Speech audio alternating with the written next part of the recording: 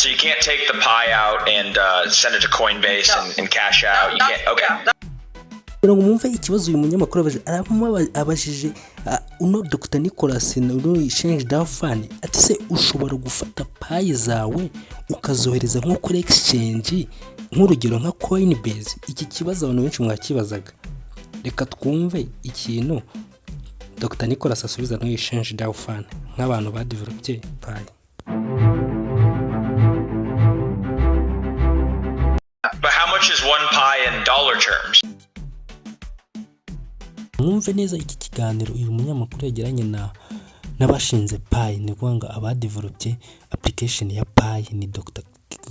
Kokaris n'uyu mukobwa umwungirije.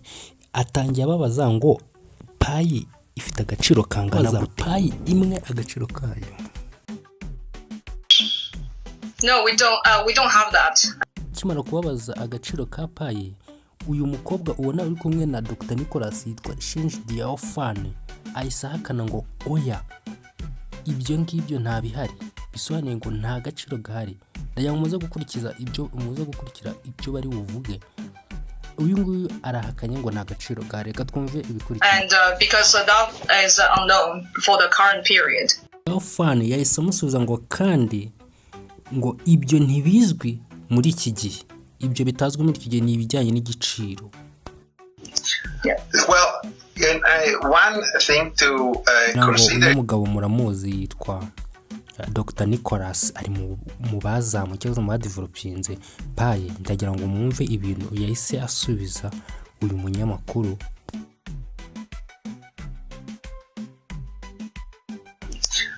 Well, one thing to consider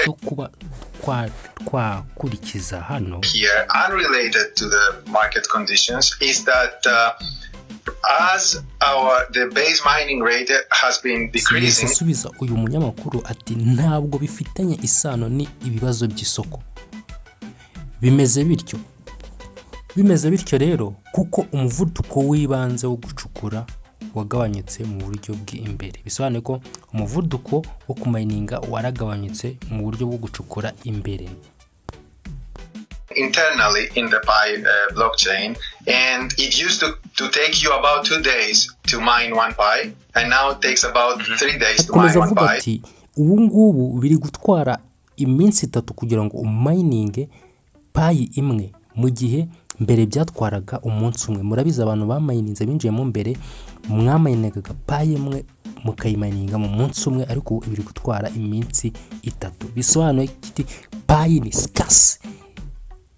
Pi ni scarce, ruvuga ngo ni imari. Ubu ngubu biri gutwara iminsi 3 kugira ngo ube wa mayininga Pi imwe. Iyo tuvuze ikintu kiri scarce ni ikintu gihari ariko kidahagije. Guys, mubifate nkaho biri serious. So it is possible that down the line that the price for the KYC can go down to people have to pay less than one Pi, but completely unrelated to the market. Nicolas rero yakomeje avuga ati birashoboka ko mu gihe kizaza rero igiciro cya KYC ni wango Pi bagukata ugiye gukora KYC, muri ko kenshi bakataga Pi imwe gishobora kuzagabanuka, rero bakaza bakata munsi ya Pi ku buryo abantu bishyura amafaranga makeya cyane, ubwo ni Pi nkeya ariko nta sano bifitanye n'isoko. Bisobanuye ko igiciro bagukata ukora KYC nta sano biba bifitanye n'isoko ry'abango yaba yagize agaciro. Ibi rero nibyo Nicolas yavuze, yari gusubiza umunyamakuru ahuza ibyo price bakata igiciro bakata ukora KYC n'ibijyanye n'igiciro gisanzwe ku isoko, niko baba biteganya bishobora kuba yaje ku isoko. One Pi is attached to the value of all the labor people spend on validating this application. Hano rero yesi avuga ati Pi imwe ihuzwa n'agaciro k'umurimo wose abantu bashyira mu kwezi iyi program. Bisobanuye ko Pi imwe ihuzwa n'umurimo abantu baba bashyize mu cyangwa se k'umurimo baba bakoze mu kwezi muri porogaramu ya Pi cyangwa application.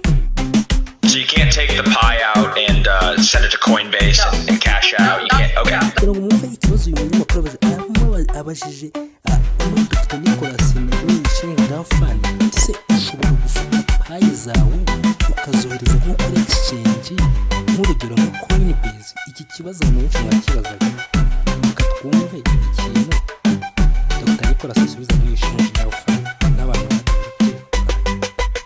That's the point of the enclosed network. Enclosed network, yes. Wow.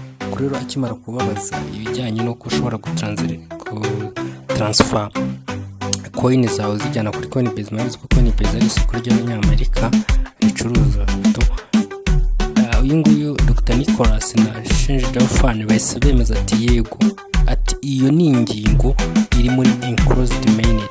Bisobanuye ubundi murabizi ko ariyo ibanziriza open mainnet, ubundi ubwo ni igihe ya final phase ngo ya mainnet igiye kugera ku musozo, bakatangira gutekereza none uburyo ya coin yaba yajya ku masoko nka Coinbase. Then hakurikira icyo bita open mainnet, then listing ikahita itangira. Rero mu kibazo bari bamubajije Dr. Nicolas na Nshinga Fund bo basubije ko yego, iyo ni ingingo iri gutekerezwa cyangwa se igomba kuba iri muri enclosed mainnet. That's pretty interesting. And so, like, during the bear market, do you guys continue to see just as many people mine, or do people kind of lose interest and stop mining a little bit? Yahise abaza Dr. Nicolas na Nshinga ati ese mubona mu gihe isoko riri kumanuka ntago bishobora guca intege abapioneer kuba bareka kumininga, kubera ko isoko bari kubona riri kumanuka mu gihe tuvuge nk'urugero nka Bitcoin zamanutse n'izindi coin, ntago bishobora gutuma abapioneer bareka kumininga izi pi. Mvuko no Dr. Nicolas yasubije na Nshinga. No, we don't see any big difference. Completely unaffected. Yeah. Subiza ati oya, ati nta mpinduka yaba cyangwa se nta kintu bya affectinga kuri kuba abantu ba mining. Ku isoko riri kumanuka ntago bikwiye kubuza abantu ku mining. Icyo nicyo gisubizo rero Nshinga Fund ndetse na Dr. Nicolas basubije.